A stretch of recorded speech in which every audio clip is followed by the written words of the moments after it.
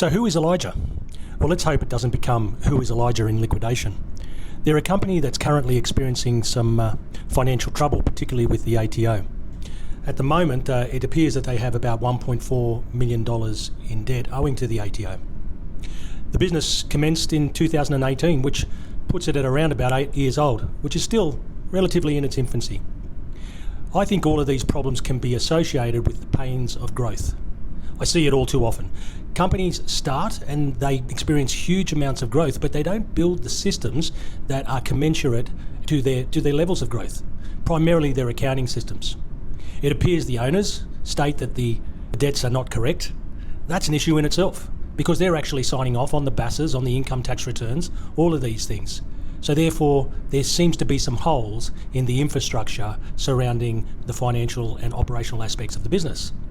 Shouldn't be the case when you have a business that's growing as quickly as this. Can it be fixed? Yes. What do they need to watch out for? Well, there's 6 components of debt that could be associated in that $1.4 million. Income tax, GST, PAYG, superannuation, interest, and penalties. So the interest and penalties, provided that you can enter into some sort of payment arrangement, can generally, the tax officer, whilst it's not a guarantee, the tax officer generally pretty cooperative in relation to reducing or eliminating the penalties and interest. But there has to be a plan in place to get rid of the debt. 2 components of the debt that are of real concern are superannuation and PAYG. Why? Because the directors are personally liable for these amounts. That means their personal assets start to be at risk. The GST and the income tax, well, not so bad, but also need to be resolved. So making sure that their lodgements are up to date is extremely important, and entering into some sort of arrangement where possible surrounding these debts and seeking remissions of penalties is probably what they need to start doing. But it's only short-lived if the systems aren't there. We're lucky enough to work for a great perfumery, an Australian-based perfumery, that experienced the same sort of growth.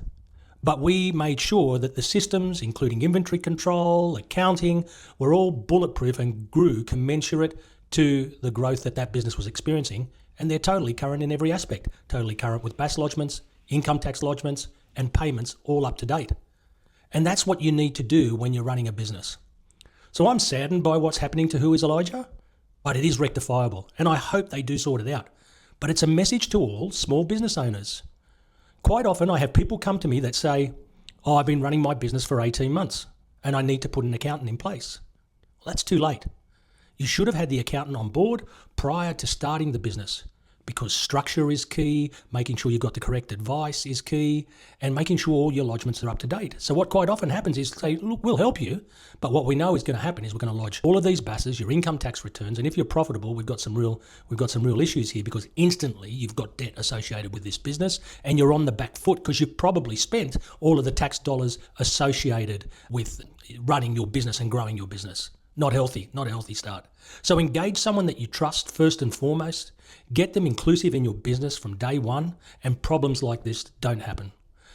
I'm really confident that a great business like Who is Elijah will solve their issues and get the right systems in place to make sure that that business lives in perpetuity. That's what you want. Anyway, my thoughts for the day. Have a great one and have a great weekend. Take care. Bye.